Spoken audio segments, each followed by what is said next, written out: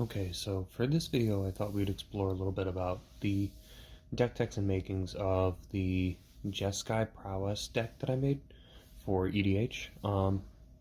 For this one, it's a really spell-heavy deck, and it is actually based off of a deck that I made when Jeskai was kind of more in standard, which is Prowess, and then also a lot of spells to kind of buff your own creatures and to lessen the effects of your opponents. So originally the deck that I had made was for red-white, and this one I had obviously made for Jeskai for the more usefulness of blue. You can keep on tempo a little bit better, especially in a commander game. So let's take a look. So for this one, you can use either one of the two commanders, Elsha of the Infinite, which I think is really nice that you can use this one as a more useful, like, everyday kind of commander that you can kind of use in conjunction with all your other prowess creatures, and it'll also give you card advantage every time. Or you can go with Narset Enlightened Master, and what I like about using Narset Enlightened Master is it kind of lends itself to more of that attack-based combat where you want to be slinging spells and hitting prowess triggers immediately. So I think that one is a little more on my playstyle, but Elsha I think could also work really well. So for this deck, it uses a lot of spells, and it's going to be mainly partnering off creatures, which I'll just go over the creatures with first. So Lotus Eye Mystics, return enchantment from graveyard to hand. I should also say that there's a lot of changes that I want to make to the deck, but I'm not exactly sure what and where and how. This is just kind of like a starter for me here. I do want to get things like Sarah Ascendant or the Monastery Mentor. Obviously, I think the Monastery Mentor is a must for this deck for sure. Lotus Eye Mystics, so just a prowess creature, cheap, and I think it works really well.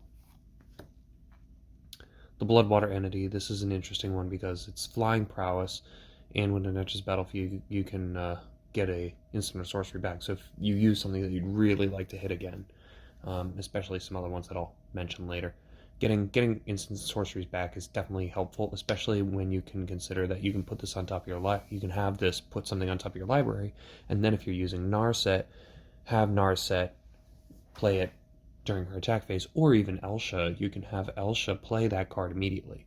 So you don't have to wait to draw it. He's great with either commander, and he's flying prowess, so I think this is a must for the deck also.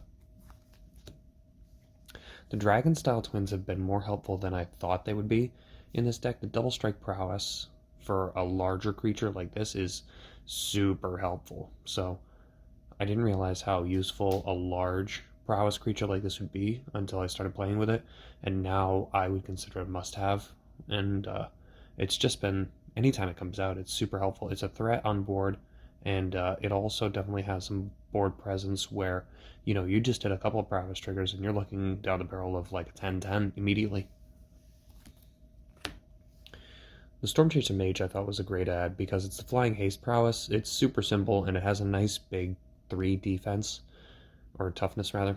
So I think this was really, really good to add because you can have it come off right away, deal a little bit of flying damage, have a nice big rear, so that way if there were birds in the air, that kind of thing, it can kind of get through those. Shu Yun, Silent Tempest. You can use this guy also as commander, actually, if you wanted to. I would consider more of him a creature for the deck because he isn't really on. Well, I guess it's pretty good.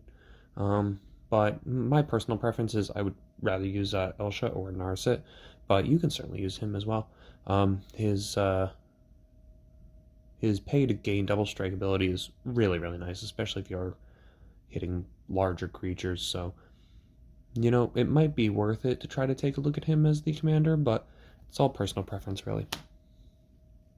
The Mistfire Adept, I think this one is great because it's whenever you cast a non-creature spell, target creature gets flying, so you can be just popping off flying left and right.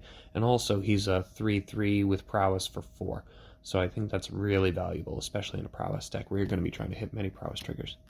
The Dragon Bell Monk is really good because the Vigilance prowess is great, because you can have him swing almost every turn and then also stay up for defense if you needed to keep some cards on defense, because if you are planning on playing a little bit of defense, you can keep a couple of cards ready to pump him, so that way he's ready to go.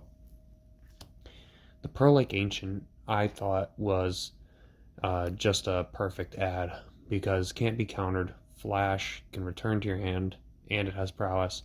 A nice big creature like this is always useful in a commander deck.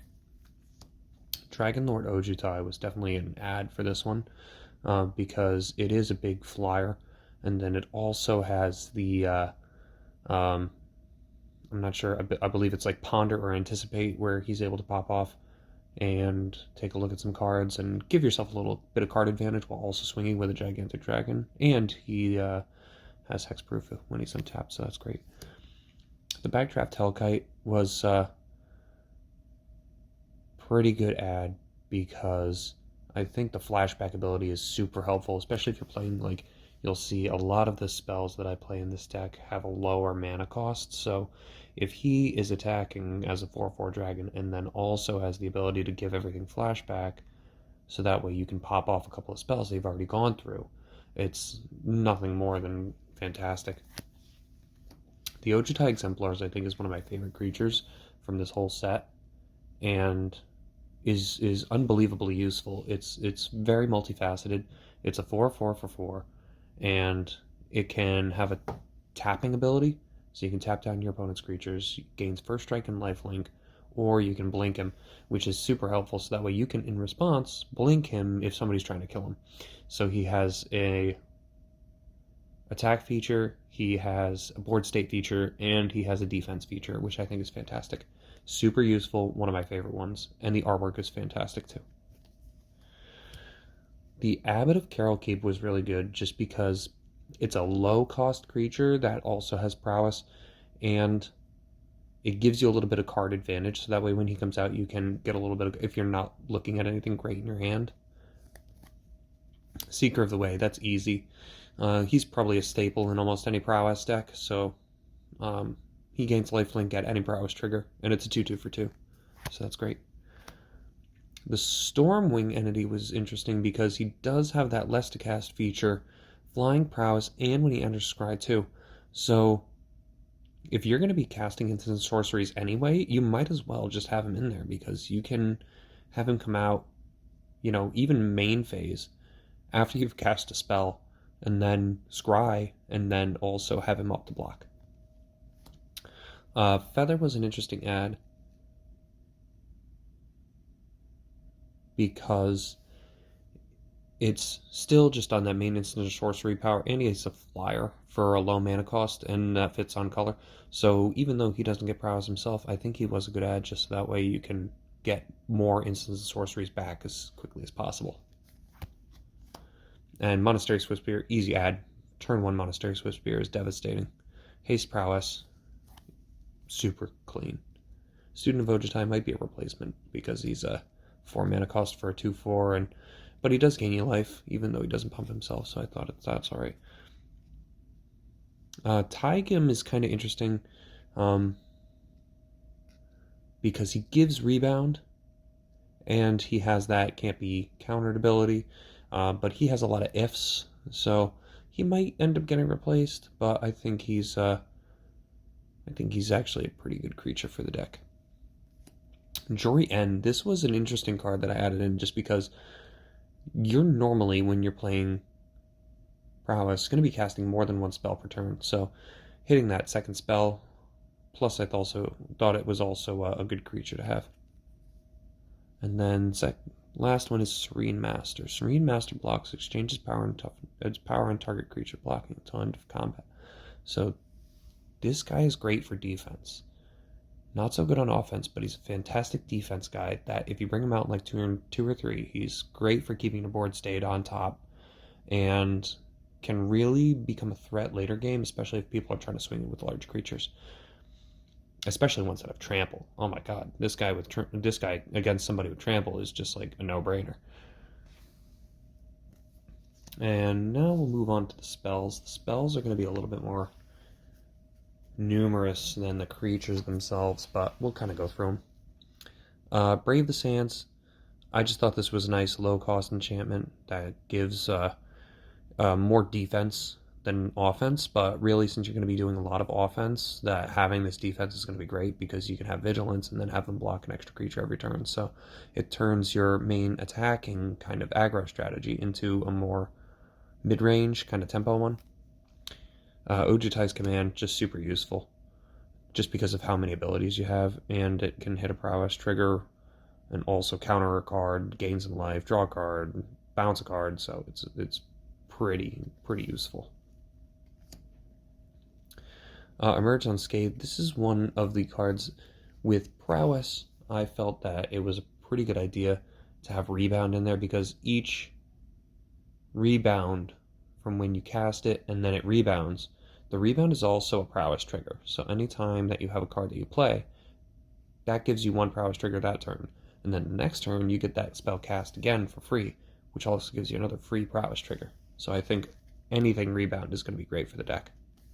And also Protection allows your creatures that were getting blocked to get through the block.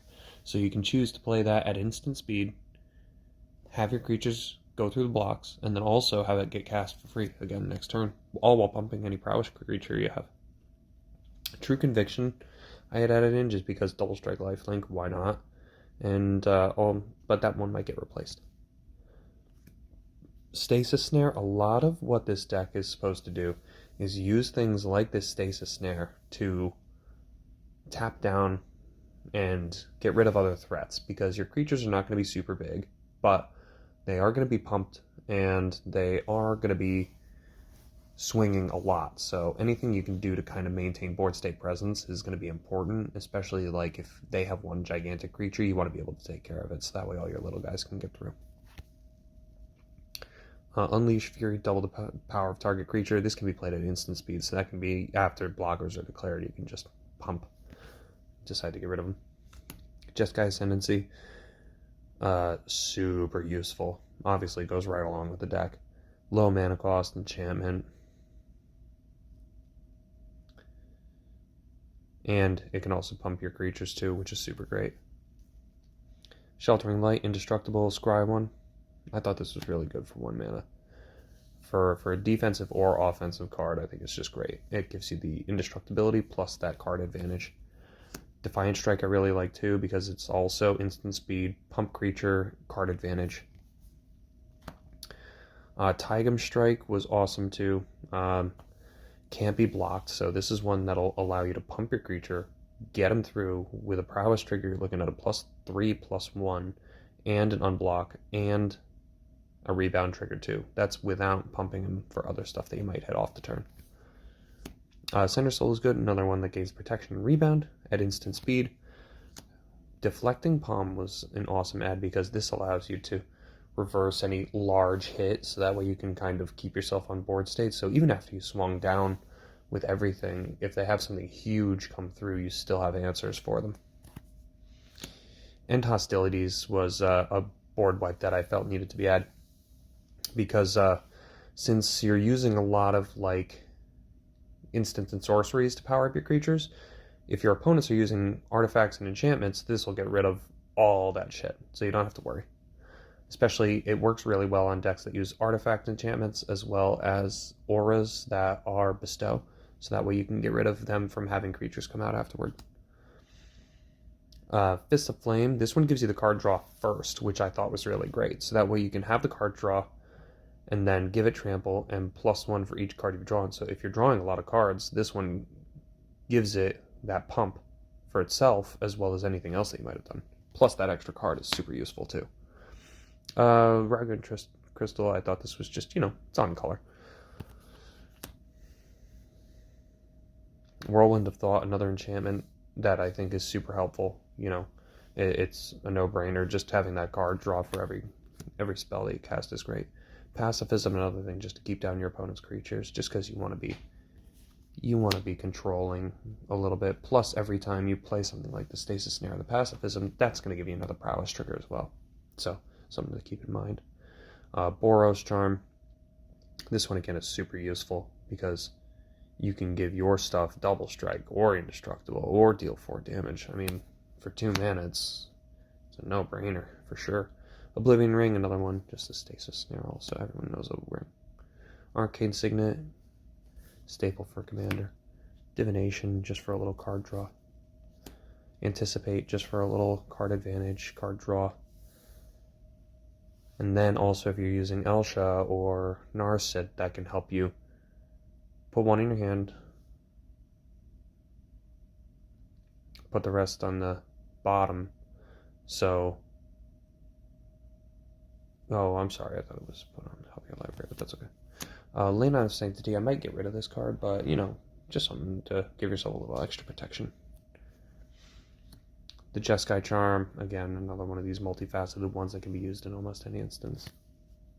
Artful Maneuver, another pump rebound card. I like this card a lot just because it's simple, you know, because with the +2/+2, you're also getting prowess trigger, so that means that you're actually giving a creature +3/+3 if it has prowess, but also the rebound is useful too. Shelter is another good card to give protection, so that way you can make a creature unblockable and draw a card all at once at instant speed. So you're really going to want to focus on these instant cards and hit on the attack phase, preferably after blockers. Maul the Skyclaves was something interesting to add because this will give you a prowess trigger from playing it because it is a non-creature, and you can also attach it right away, give it flying a first strike. So if you're right in the middle of combat, you got one creature, you can pop this thing out, attach it, give him +2, give him flying first strike, have him hit a prowess trigger. So that's just something useful to keep in mind. Flying Crane technique, well, untap all creatures you control, they can fly and double strike. It's a huge mana cost, but the payoff can be fantastic. Soul Ring, necessary for any commander deck. War Flare. This one I had put in as kind of a reactionary defensive card, because what I would say it's more useful for is to goad somebody kind of into attacking you. Then you pop off the War Flare, untap all of your creatures, they get their prowess triggers and the +2/+1, so that way you can defend yourself pretty well. I think it's great, and then it can also be used for right after you declare attackers. You can untap all your creatures for after the combat phase, and then also pump them up. Vanishing Light, just another one to get rid of some board state, just to control yourself a little bit. Feat of Resistance to put a counter, and it gets protection. So, at instant speed, you can pump a creature permanently, which will still maintain prowess and also get through for some protection. All these protection cards are also useful for if somebody is being targeted with, like, you know, some kind of kill spell or something like that. You can make them protection from black or red or whatever it is, and then you can have them survive, because having creatures, since the creature count is so low, you want to have your creatures on board at all times. Great Creatures Decree, another one that's just for +2/+1, but this one also gets rebound, so always good. Crash Through, gains trample, draw a card. It's a sorcery, but I mean, you get trample, you get card draw. It's 1 mana. Might replace it. Johnny's Presence, +1/+1 and indestructible for Strive. If you have a lot of mana open and it's late game, this is the one to hit, because on instant speed, you can make your creatures indestructible, especially if they're swinging into something big. Warlord's Fury, creatures you control gain first strike until end of turn, draw a card. Yeah, so you want to give first strike, get that card draw. Titan Strength, I mean, +3/+1 card draw, and only 1 mana. I mean, hitting one of these off of a Narset or something like that, or just playing one regularly, is just devastating. A Titan Strength plus Prowess trigger makes it +4/+2 and a Scry for 1 mana. If you're playing Elsha or Narset and you hit that Scry to get something better, you know, it's awesome. And then the Valorous Stance.